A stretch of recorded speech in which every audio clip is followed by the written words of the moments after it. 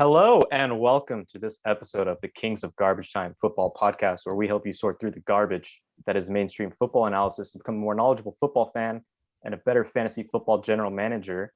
I'm Zach Faria. I'm here with Omar Rodriguez, Colton Watson, Hunter Garcia, and making his podcast debut, Juan Torres. Juan, welcome to the podcast. Just here, just to have a good time, break the awkward silence that may emerge from time to time.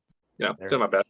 There we go. So we're up to 6 members of our team now that have been on camera, and we also have Simon McGulpin, one of our 2 video editors who we're hoping to get on at some point. So last week we did our quarterbacks draft and our running backs draft. Me, Colton, Omar, and Hunter. Juan is now joining us to do our wide receivers draft and our tight ends draft. So it'll be the same concept. It'll be 4 rounds for wide receivers. So we'll give you 20 wide receivers. And 2 rounds of tight ends. We'll give you the top 10 tight ends. And then at the end of the season, we'll compare, see who drafted the best at each position.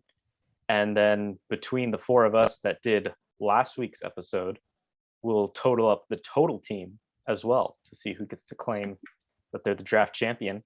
Scoring is the same. This is not Dynasty. I don't think anyone's going to draft Michael Thomas this week, but maybe they'll surprise me. This is only for this upcoming season.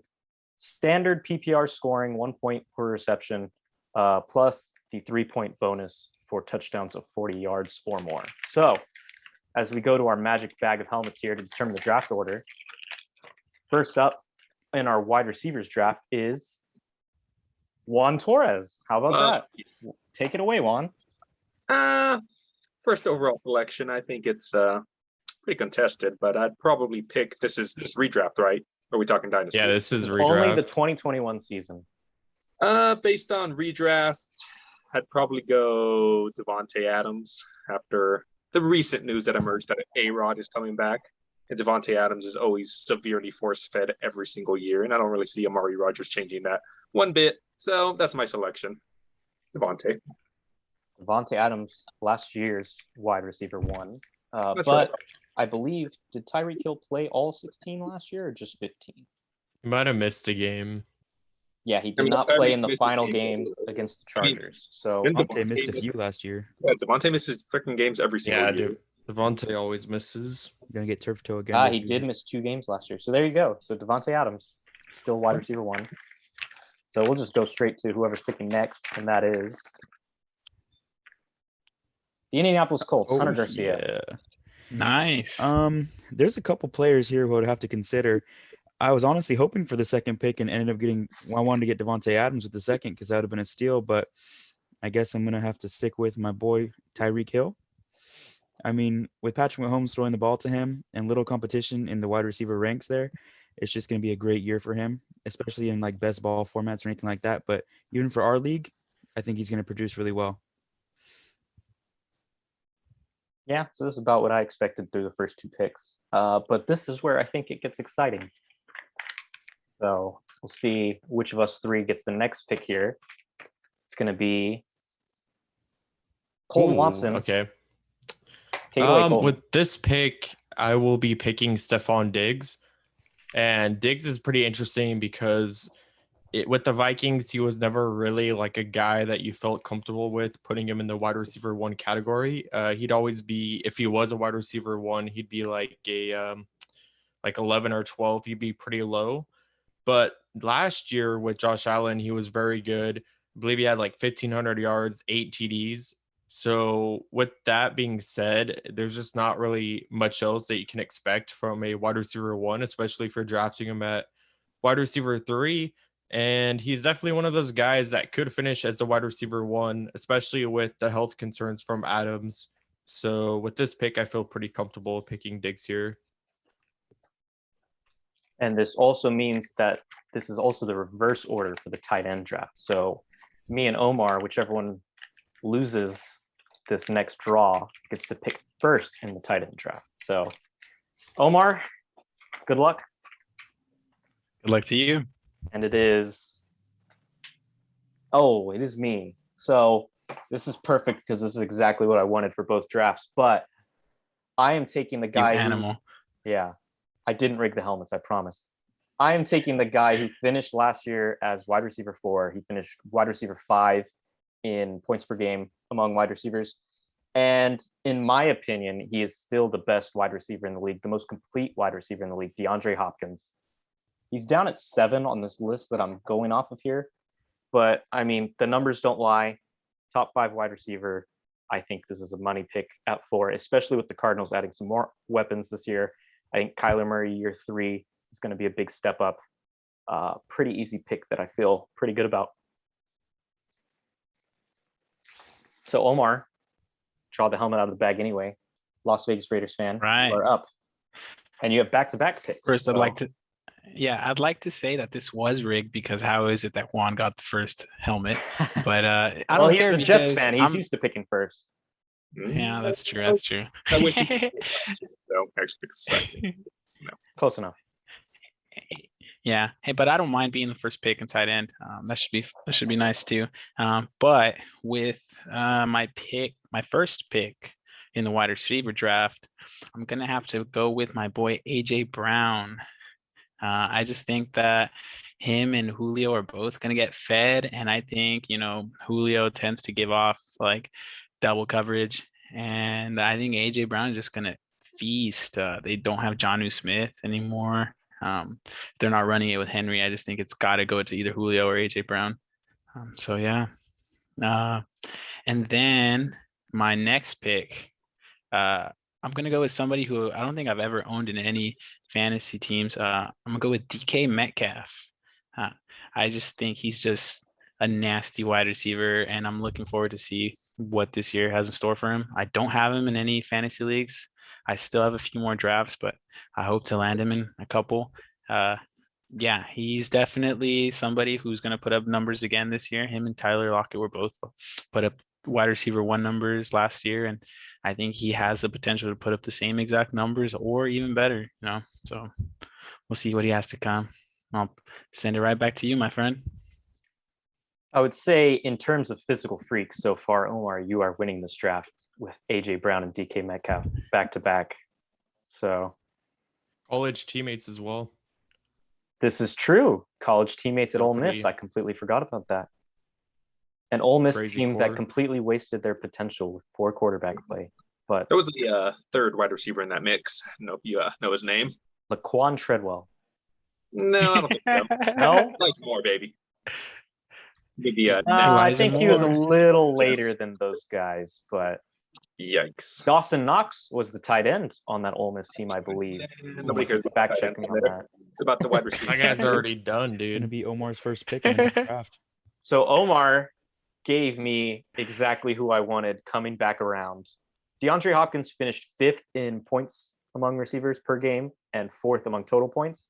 And this guy finished the opposite, and that's Calvin Ridley, who's now the Atlanta Falcons' #1 wide receiver. He's paired up now with Kyle Pitts instead of Julio Jones, but Calvin Ridley is still going to eat next year. This is an Atlanta offense that, if anything, might have mildly improved with the amount of games that Julio missed. They improved at running back with Mike Davis. So big on Calvin Ridley. Getting him here at 7, I think, is a pretty good steal going into next season. Yep. That was my pick. So you kind of stole it, but perfect. That means I'm doing great again. With wide receiver 1 upside, so very good pick. Yeah. And since I stole it from you, Colton, I hope you have your backup ready because you are back on the board. Who you got? Wait, is it me? Yes. Yeah. Okay. My backup here is actually a guy who I had ranked higher, but last minute I was going to change to Ridley. But I feel pretty confident in this. Another guy with wide receiver 1 overall upside, Justin Jefferson. And what he did his rookie year is pretty insane. One of the best rookie years, I think, ever for wide receivers. Only guy that kind of competes with that is Odell, his rookie year. But we saw how good Odell was before injuries caught up to him. So Justin Jefferson is just a guy who, honestly, I'm excited for. I don't know what he's going to be able to do, but if you put up 1,400 yards your rookie year, like, obviously you can go higher, but maybe even a little bit of regression coming in, but more TDs, so it might balance out that way. But honestly, I don't even know. I guess the sky's the limit, literally, with this guy, so feel pretty comfortable picking him here. And that is exactly who I was going to pick if Omar took Calvin Ridley from me. So Fair So enough. far, we're rating each other's brain here. So I think that means we're both doing pretty good. It's about to get spicy, I think. Hunter, you are up. I would venture to say this is a mild teardrop. Yeah, I would say So, there's a little difference. I was hoping some people would follow me, but so who do you I have mean, now? I'm still very happy with my pick because you guys know I love this guy. I mean, maybe not on the best offense in the world and maybe not with the best quarterback in the world, but I think Terry McLaurin's going to have a great season with probably the best quarterback he's ever played with, first of all. I mean, he's had over 2,000 yards for the last 2 seasons. He's probably going to get around 130 to 150 targets this season. He's really the clear-cut number one. I don't see anybody else even coming close to that target total on the team. And I mean, he could just easily be a top 12 finisher, maybe even a top 10 finisher. And I don't see that even being a stretch. So I'm pretty excited for him this season. Wait, I'm gonna throw out a bet to you. Do you want to bet $500 that Curtis Samuel is outscoring him this year? Curtis Samuel? I'm just Ooh, kidding. that's nasty. I just said that to be nasty. I just said that to be nasty. But that's a guy You who I'm hot excited taking for. ass mother.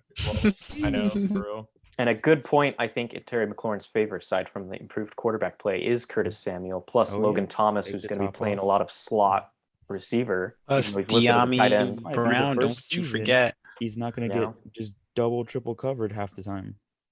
Yeah, and Curtis Samuel can take the top off of defense if he has a quarterback that can put the ball out in front of him. So that'll be a For lot some of fun to Fitz watch. magic this season. Yep, Heineke, of course. Juan, you know a lot about Ryan Fitzpatrick as a Jets fan. He was one of your many stops. But who do you have now coming around in the back of the second round, wide receiver 10?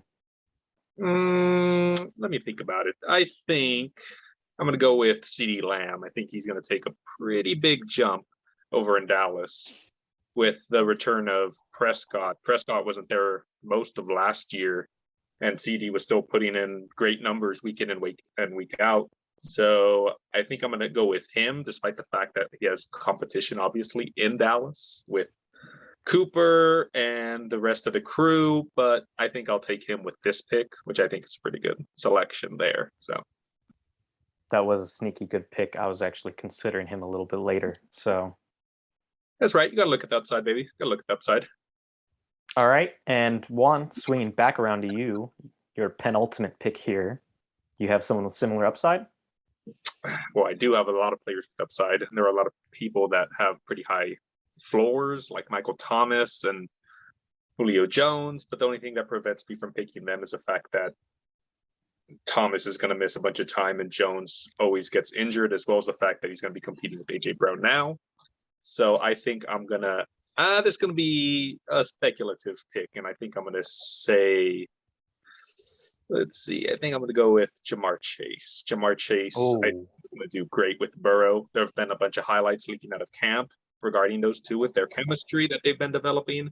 Despite the fact that Higgins is still there and Boyd is still there, I think this wide receiver core is going to have a chance of having 3 1,000-yard receivers. Or maybe not Boyd, but I think it's going to have pretty high potential with Chase leading the pack. So, well, what speaks to that kind of is how Justin Jefferson, his college teammate, looked last year, and Jamar Chase was regulating Jefferson to the slot and being their wide receiver 1 for LSU. So if he could have anything close to what Jefferson did his rookie year, he's looking at least a top 10 season at wide receiver. That's right, baby. That's right. So we'll see. I do wonder here, because this is pick 11. It might seem like a bit of a reach, but Juan would not be picking again until pick 20. So did anyone here think that they were going to try and walk away from this draft with Jamar Chase? I had him pretty late, but He was an Yeah, upside me guy. too. It's all about the upside. It's all about the All right. upside. So there you go. So Juan went out and got his guy, and we will come back at the end of the season to see if he made the right call here. Hunter, you're back up. Your third wide receiver here at wide receiver 12. Yeah, for this pick, I mean, a combination of a great wide receiver and a great quarterback. I mean, you can't go wrong. He's going to have production. And in a redraft, I mean, I think he's one of the top wide receivers on the board. I'm going to pick Keenan Allen from Los Angeles. No. But I mean, just where he fell is a great landing spot for me. It's a great pick. Mhm. And I just feel like he doesn't have as much competition as before. I mean, what is it? Hunter Henry's gone. They didn't really replace him at tight end, and I just think more targets are going to go his way. The combination of them last year was just really efficient, and I mean, the red zone targets are just going up. It's going to be a great season for Keenan Allen. Yeah, so thank you, Hunter, for screwing me over here on the pick I was about to make. I'm having to do a little bit of scrambling here. There's some good wide receivers still on the board, Mike Evans. I'm picking between two of them right now. I just got to double check. How about you shut your mouth, Hunter? You already stole my pick before. A great pick, boys. And now I know better. Yeah, that was a great pick. So I was choosing between two of them here. One of them was Adam Thielen, who is 30 years old, but was one of the top scorers last year. He was finished as wide receiver 10. But his numbers were pretty inflated by touchdowns. He finished with 14 receiving touchdowns, and I think that's going to regress a little bit. So I am going with the safer pick here, Mike Evans, out of the Tampa Bay Buccaneers. I now have two NFC South wide receivers, so I feel sick because neither of them are Carolina Panthers, but this seems like the best possible pick for me to make. So it is what it is. So where are we now? Oh, wait. It was not my pick to make. Did we It skip was Colton's Omar? pick to make. Colton, you It are was up. Colton's pick. Mike Evans is still available if you want him. This is actually funny. Like, this has actually worked out beautifully because I actually had Chris Godwin ranked ahead of Mike Evans. I was going to say Godwin. So I think it worked out pretty great. There we go. Because, yeah, I had this is kind of like a hot take from me. I understand that. But I honestly feel like Godwin's upside is a lot higher than Mike Evans. And we kind of viewed Godwin's ceiling a little bit in 2019 when he had like 1,300 yards, a lot of TDs, and was viewed, at least in Dynasty, as a top 3 wide receiver coming into 2020.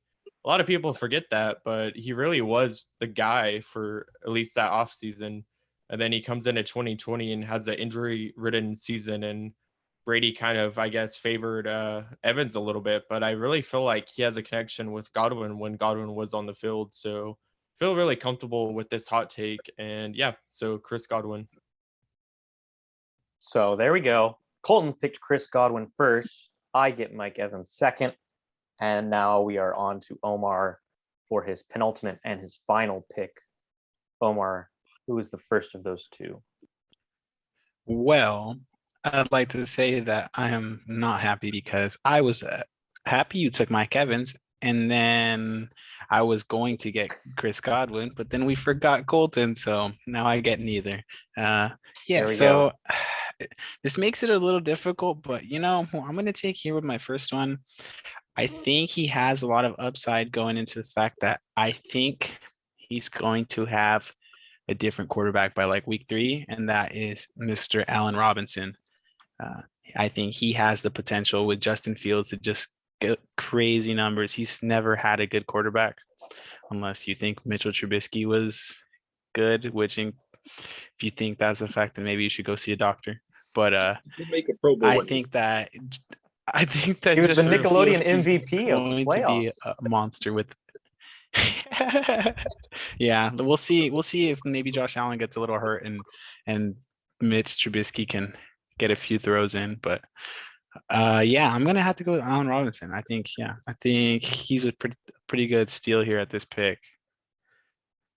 All right, and then back to back. So who's your final pick here? I'm going to do this one to just get you mad, Zach, because you stole my guy. I know who you're gonna. And pick, that's yeah. I'm gonna take Mr. DJ Moore. He's Totally also got. Yeah, he's also got a decent quarterback this year, and he's put up 1,000-yard seasons back to back. Yeah, I think 3 years now. So he's done that with nobody. So Mr. Sam Darnold should get him going this year. I don't know if I think his numbers are going to. Quarterback, man. So, yeah. Hey, what do you know? Okay, Mr. Jets fan. Well, I know everything because I am a Jets fan, so I know exactly what Sam Darnold is, or I think I do. Just for some context here. DJ Moore in 2019. I don't even honestly remember who our quarterback was. Was that Kyle Allen? Kyle Allen, legend. Kyle Allen, 2019. DJ Moore finished with 87 receptions for 1,175 yards. Last year with Teddy Bridgewater, he finished with 66 receptions for 1,193 yards. He needs to up his touchdown total. He only has 10 total receiving touchdowns in his 3 seasons, but he is clearly a stud, and all he needs is a quarterback that is mildly better than the mediocre quarterbacks he's been with his entire career. So that's a good pick, Omar. And you did Thank you. take one of my guys here, but you left another one on the board for me. I like to say this a lot when talking about this individual, but we actually had intro to theater together at Clemson University. He is, in my opinion, the guy who's going to finish as wide receiver 1 on the Cincinnati Bengals. It's T. Higgins. And we saw what T. Higgins could do last year. He was incredibly undervalued going into the 2020 draft. I did not understand how he was not in the discussion for being one of the top receivers in that draft. I thought it was clear that the Packers should have taken him. I thought it was clear the Eagles should have taken him. But it is what it is. He fell to the Bengals. He showed out with Joe Burrow. He put up good numbers without Joe Burrow. So I think T. Higgins going into his second year is a stud. He's an alpha wide receiver. And if anything, I think him and Jamar Chase are going to raise each other's ceiling. I don't think they're going to eat too much off of each other's plates. So T. Higgins is my guy. Colton, who do you got for your final pick? My final pick here, I will be picking Julio Jones. And Ryan Tannehill is a good QB. If I need to say that again, Ryan Tannehill is a good QB. He's had 30 plus TD seasons the past 2 years after switching from the trash Dolphins, getting out of that situation.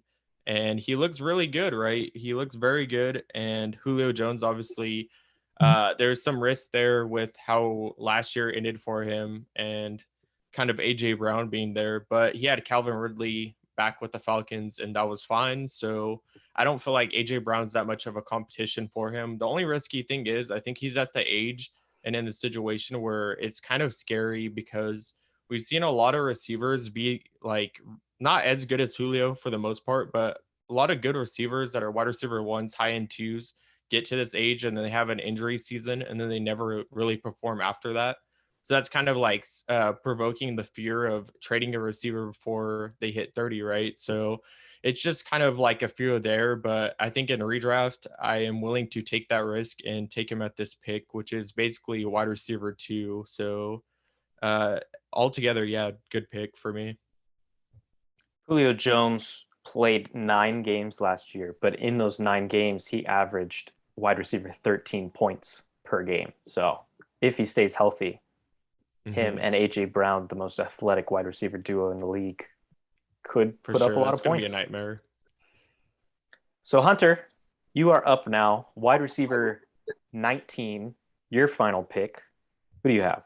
Oh, this one's very tough for me. I have around 3 guys I'm looking at. Colton just took the guy I was planning on taking. Go ahead and name all 3 of them for us so all we can understand your thought process. Alrighty, well, it's going to be Robert Woods, Cooper Kupp, and then the last one, let me scroll down to find him because he's a bit of a reach, Davante Smith.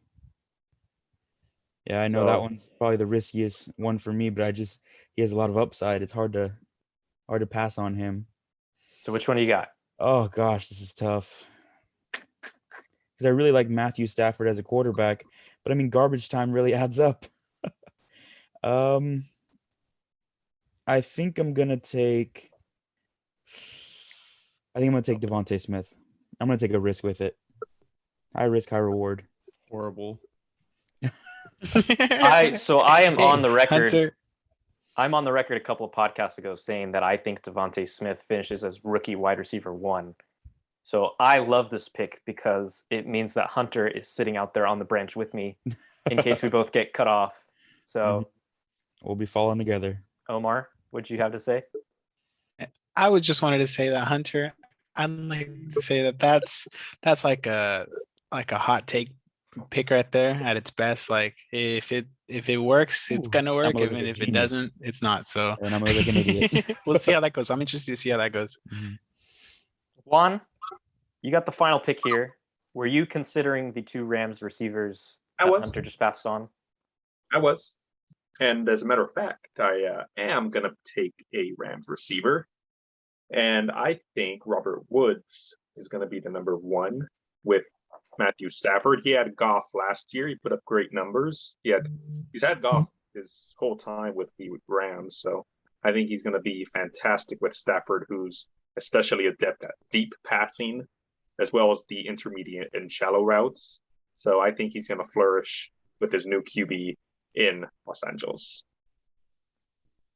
Colton, you are our resident Rams fan. If you had to pick between the two for this upcoming season, which one would you take? Do you agree with Juan's decision?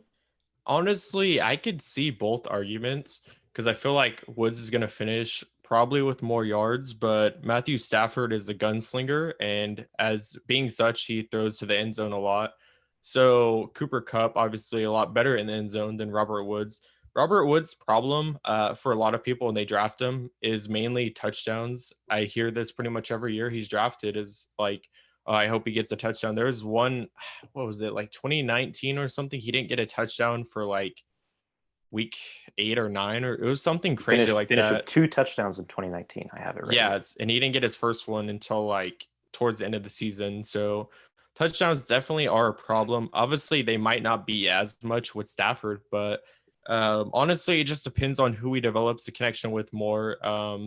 I actually had Robert Woods ranked one spot higher, so I feel like with the yardage being more secure, touchdowns are a little bit more random. So yeah, I could see either though, but I guess Robert Woods for the sake of this ranking.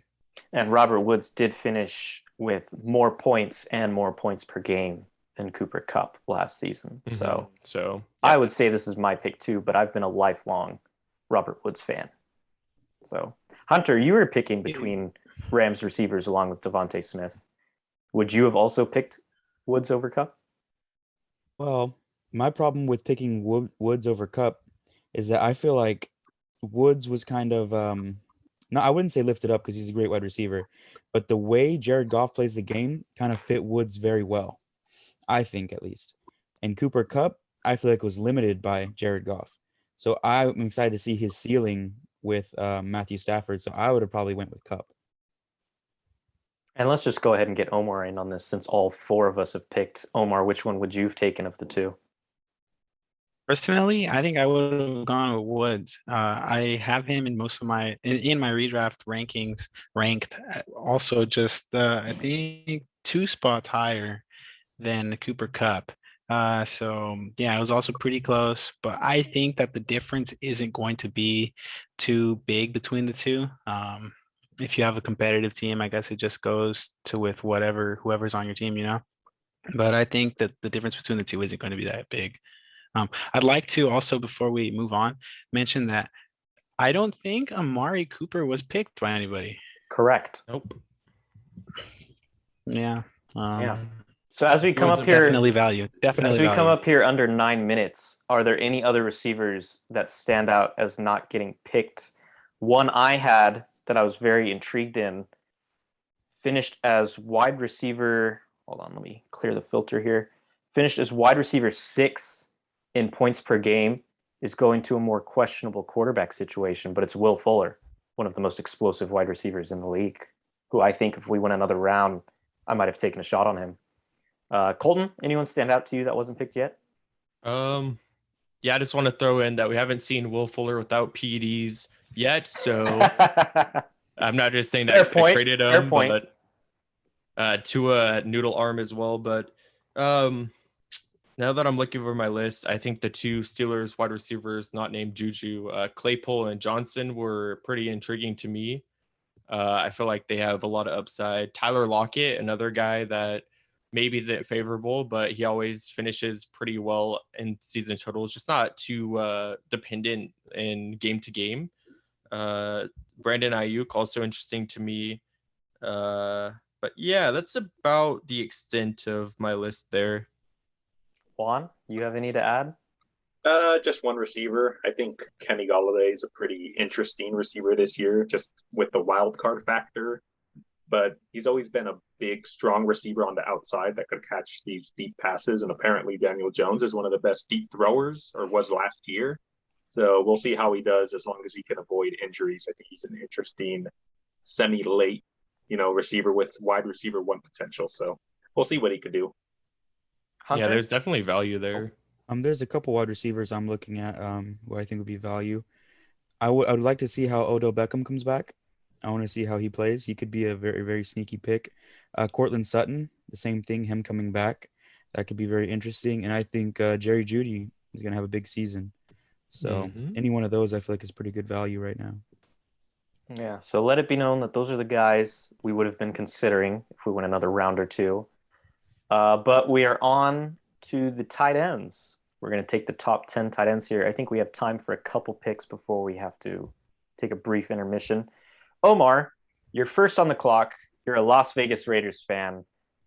The consensus number one tight end is not your Las Vegas Raiders tight end, Darren Waller, but is your rival Kansas City Chiefs, Travis Kelce. Are you going to stick with the paper or are you going to stick with your heart? And I'm not just saying this to try and goad you into letting me take Travis Kelce after you. What do you got? You know what? I'm gonna go with that. I'm gonna just go with Travis Kelce.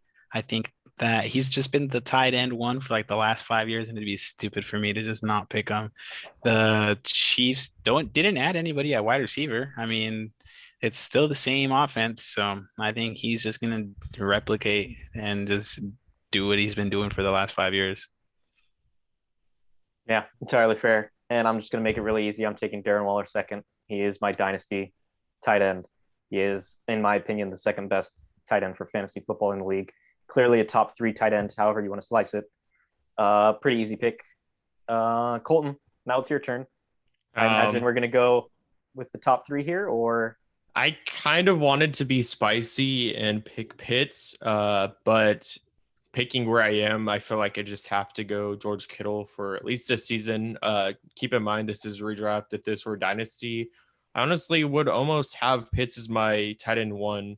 I think Kittle is the only guy that I might have higher, and that's actually who I'm picking now. So George Kittle, just a guy who, if he stays healthy, and he hasn't been healthy, which is kind of concerning, but you got to draft him here. If he's healthy, he will be a top tight end. I'm not going to say he has tight end 1 upside with how good Kelce looks. When a tight end puts up like 1,500 yards, you really can't say that, but he definitely is in the conversation to almost be that guy if he can step it up majorly with Trey Lance. So yeah, I feel very confident there. Yeah, and even if he is fully healthy, the one big problem with George Kittle has been receiving touchdowns. The most he's ever had in a season is 5. So Yeah, we'll see if that changes, but Niners are a pretty run-heavy team that likes to have George Kittle blocking because he's a nasty blocker. Definitely.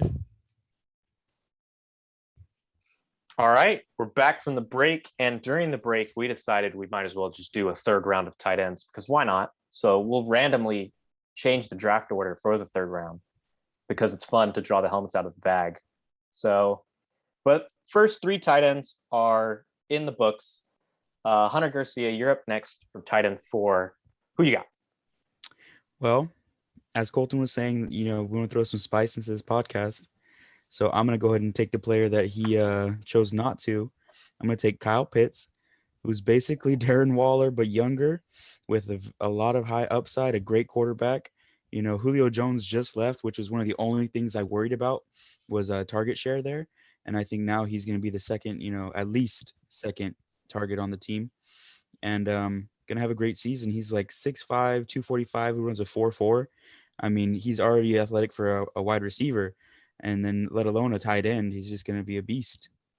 So I'm going to take Kyle Pitts. Damn, Hunt, you crazy, baby. Complete mismatch. Gotta take some risks. Fair enough. Fun fact about Kyle Pitts. He said the toughest defender to play against in college was J.C. Horn of the Carolina Panthers. Really? So, what does that have to do with anything? Huh? it has to do whatever I want. Resident I don't think Panther it's an fan. IDP league, dog. Look, guess what, Juan? I didn't know this was some sort of propaganda. Juan, I know Panthers this is your podcast. first, Propaganda, dude. I know this is your first podcast, Juan, but as the host, I get to do whatever I want, basically. Yeah, this is So, actually my podcast now, so get used to Juan, it. since you decide to speak up, it is now actually your turn. Back-to-back tight ends here. I'm going to go with a pretty easy pick, I think, with my first selection in Mark Andrews, who's always going to be I think a top 5 tight end, he's going to be Lamar Jackson's, number one target, I think, till whenever the wheels fall off of either one. So I think he's always safe. He's had 7 and 10 touchdowns the last 2 seasons. So he's a touchdown machine, but he also puts up respectable yards. You always want a tight end. As a tight end 1, you want them to be in the minimum of the 700-yard range, and he's fit that category. So I think he's a pretty safe pick as a top 5 selection in any tight end ranking. And then going on with my next pick is another kind of similar big body tight end in Hawkinson on the Detroit Lions. He's going to be with Jared Goff now, but he should easily be the number 1 guy there. Their wide receiver room is absolutely lackluster and really devoid of much talent at all. Not a number 1 guy there. So I think Hawkinson's going to be that clear number 1 guy. He made that second year jump to the 700 plus range of yards. So I think he's pretty safe. And I think both those guys are pretty, safe picks. Yes. Those were tight ends 5 and 6 here. Last year they finished Hawkinson as tight end 5 and Andrews as tight end 6. So right on the money. Hunter, you're up now. Your second tight end out of 3 now. In his first podcast, he has stolen my player. Oh, this makes it tough. I had 3 tight ends I was looking at, and Hawkinson was for me the clear leader of the 3. So now I'm just deciding between the other 2. So you did not have Andrews in that 3? Oh no, I didn't expect him to fall past 1. Okay. Yeah. That's right, Hunter. That's right. But I didn't think he was a Hawkinson fan. Tough to decide between Dallas Goedert and Noah Fant for me. Gosh, I think I'm gonna go with Goedert from Philadelphia. I mean, he's just gonna have a lot of opportunity. Jalen Hurts played pretty good last season. I look for him to make the next step. He's gonna need a safety outlet, to throw to. Maybe a bigger player than he really has on the team to throw into the red zone. So I think he could have a pretty good season. You got to remember, Hunt, Zach Ertz isn't dead yet, baby. Might as well be. Nasty. So I'm also on the record saying Dallas Goedert should be a top 6 tight end this year. So Hunter, Juan stole your pick, you stole mine. Great work. I also wanted to add that Juan's 2 picks, Hawkinson and Andrews, were my 2nd and 3rd round picks in our Superflex Dynasty startup this past summer. So me and Juan are now tied at the hip going into the season. That's right. There we go. As for my pick, I'm a bit conflicted because I know Noah Fant is pretty good. I don't know if it's just because he spurned me in fantasy football one too many times. Wait, hold on. Isn't it Colton's pick? Oh, yes, it is. Again. Thanks for reminding me. For some reason, I just didn't want him to steal your guy, okay? Yeah, that's a good call. No. I want him to say his pick. No, go ahead, Colton. I'm not. Go ahead. Omar saved Waiting me for here. I'm not going to make that mistake again. Go ahead, Omar or Colton, whatever. Okay, so at this point with the tight ends left, honestly, after you get outside of the top 5, in my opinion, it gets to be, or maybe even top 6, it gets to be to where you just take who you like. A lot of these guys are they're either producing but not talented, or talented and not producing. So really you're picking your poison here. And I kind of want to be a little bit spicy. So I'll take Mike Gesicki, who he had like a surprisingly good season last year, 700 yards, 6 TDs. And he's playing with a QB who's not great, but what Gesicki does well is he gets open and he runs the smaller stuff, and he's somewhat of a red zone threat. So everything that he does benefits Tua. And I know the Dolphins loaded up on a lot of talent, but honestly, that could go towards getting Gesicki open on more plays and drawing coverage from him. And he's just kind of in the same tier as all these other guys, but I really like his talent and I like how he produced last year. And to me, he's a better version of Noah Fant situation and producing wise. Fair enough. Just to skip the prologue of what I was saying about Noah Fant, I'm just going to go ahead and make my pick, and it's Robert Tonyan. Or not Robert Tonyan, sorry. Where'd he go? Oh, Logan Thomas. There we go. I already crossed his name out. Logan Thomas. Curtis Samuel is there now. I'm not too worried about that. Ryan Fitzpatrick over the years has been a big fan of throwing to his slot players. Logan Thomas last year led tight ends in catches from the slot, played almost half of his snaps in the slot. So that to me, paired with Ryan Fitzpatrick, bit of a no-brainer. Logan Thomas actually finished last year as tight end 4, tight end 3, really tied with Robert Tonyan. Down year kind of for tight ends, but still, I think getting him this late is pretty good value. I was just gonna throw in about him. I didn't really like him that much, but it seems like even for the future, he's a little bit safe. I think just today he signed a 3-year extension, so something to look for. And one thing that inspires confidence is when the team offers a long-term deal for someone that was pretty risky. I think that was really huge for Waller when he got his contract with the Raiders, just to solidify and be like, yeah, this is our guy, and he's gonna produce here. Yep, spot on the money there. Omar, last pick before we re-randomize the draft order here. Who do you have as your tight end 2? You gave me a little scare right now because you mentioned him like twice, and that's Robert Tonyan. Everybody, I think, in this podcast should know that I took him in our dynasty league last year's offseason before the season even started because I knew there was something in him. And yeah, sure enough, he produced like 11 touchdowns and like almost 600 yards. So I think he's a safe pick this year in redraft. Now that we know Aaron Rodgers is going back, he's definitely somebody who I would target in the redraft if you have one of those picks where you just can't get Kelce or Waller or, one of the top 5 tight ends. And, it's might as well just wait on a tight end. Definitely go for Tonyan. He's your guy. So, yeah. There you go. Omar gets his guy. Tonyan, I think, would have been my next pick if I hadn't Had him gone pretty Logan high Thomas. too. So we're going to re-randomize the draft order here. I'm going to keep the bag right here on camera so you can tell it's not rigged. So picking our tight end 11 is going to be Hunter. Take it away, Hunter. Alrighty. To be honest, I wanted a later pick in this round just because I like to mention some guys that probably will not get mentioned now. But for me, it's a pretty easy pick. I'm taking Noah Fant. I mean, whatever quarterback he has, he's going to be a safety outlet. He's going to produce. I mean, he's a big target in the red zone. He's also a pretty fast wide receiver. He can block. He could do a lot of different things very well. I think with a better quarterback, he would, be in the top 6 conversation at least. Talent-wise, he's just one of the top in the league. But, I mean, situations what's been holding him back. I can only hope their offense improves. With Courtland Sutton taking away some coverage, Jerry Jeudy taking away some coverage, I don't see many linebackers that can cover him. So I think it's going to be a good season for him.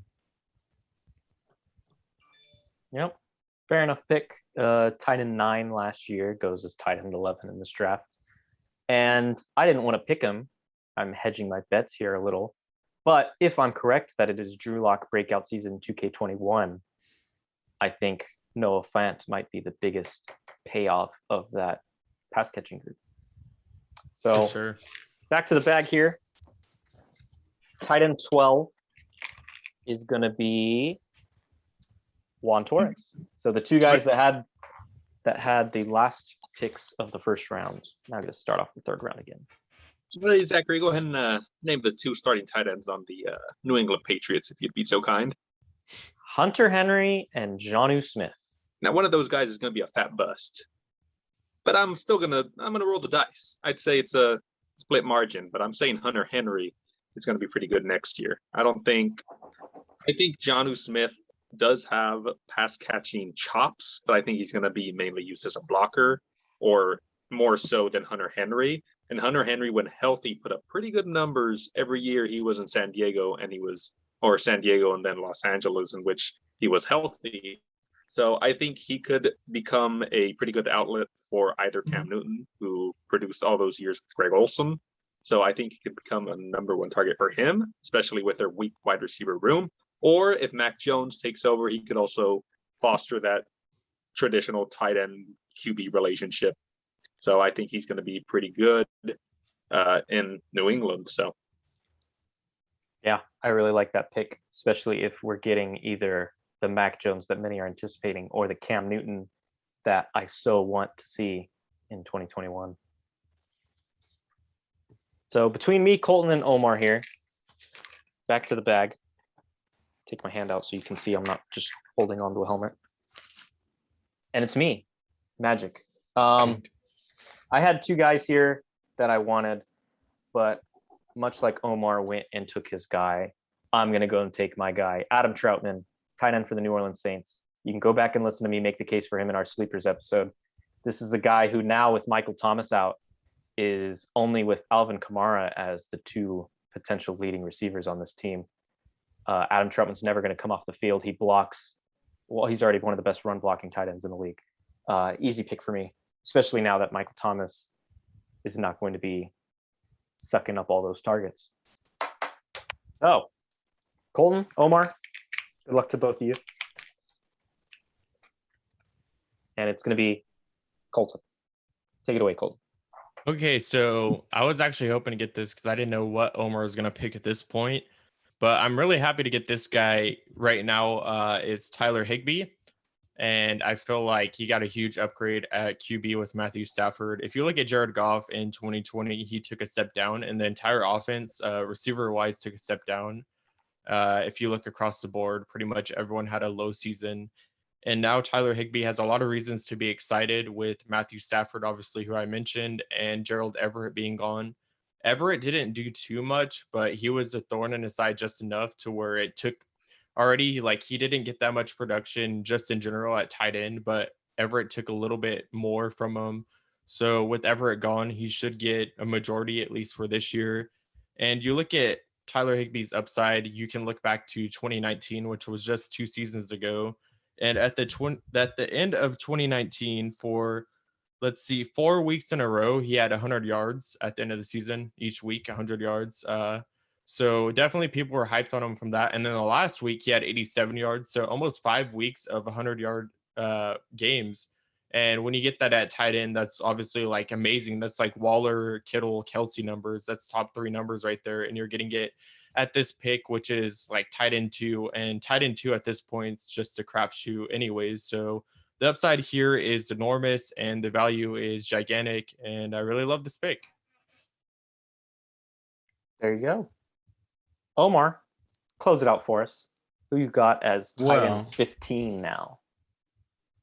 Well, I'd like to say that I actually had Tyler Higbee leading my top 3 picks for who I had left right now.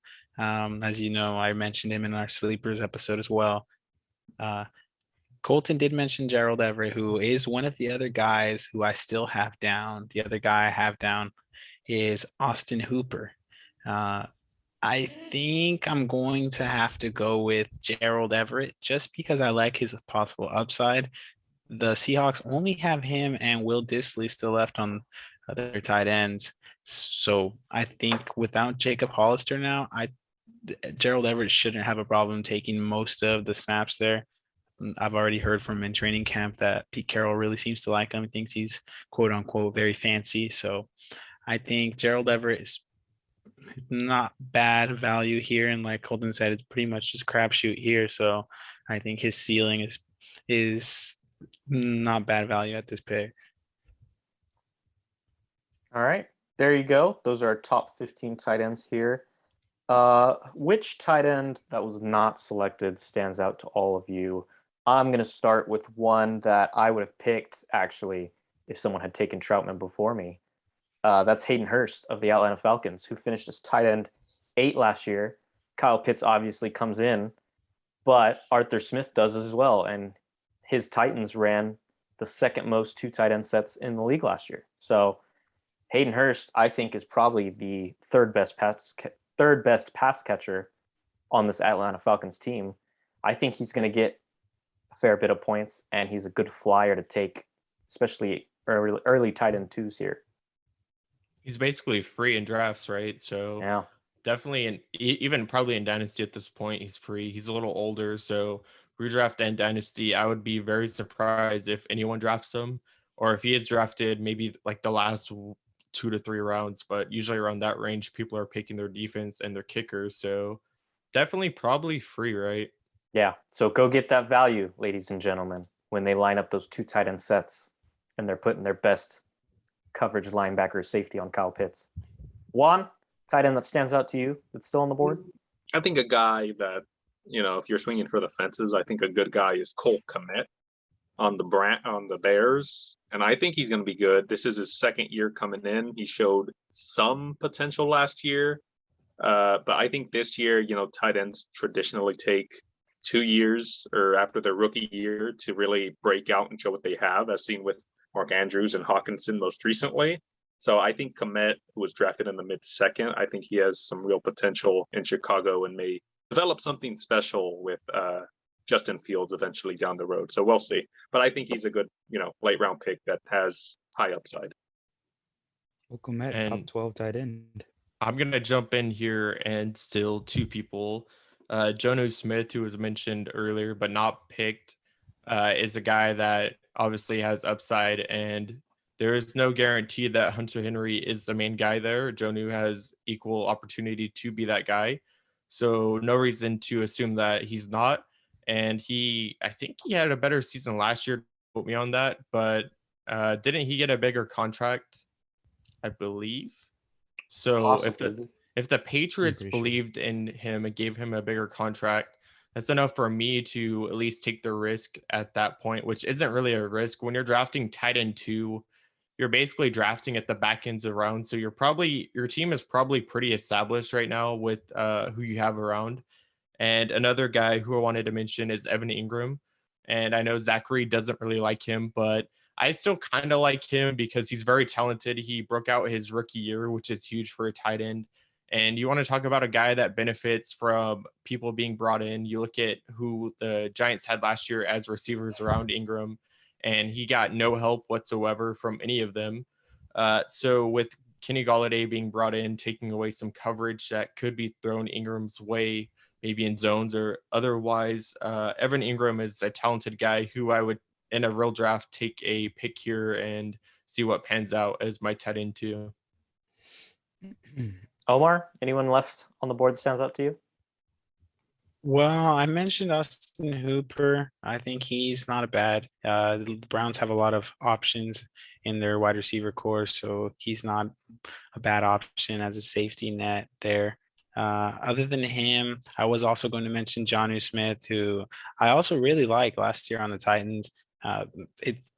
The Patriots in the past have used multiple tight ends. So when they had Hernandez and Gronk, I mean, they're still putting up solid numbers to both of them. So it's not something like uncommon to see for the Patriots. So other than that, I think, below this, the tight ends start to get a little, Gronk himself like could be mentioned.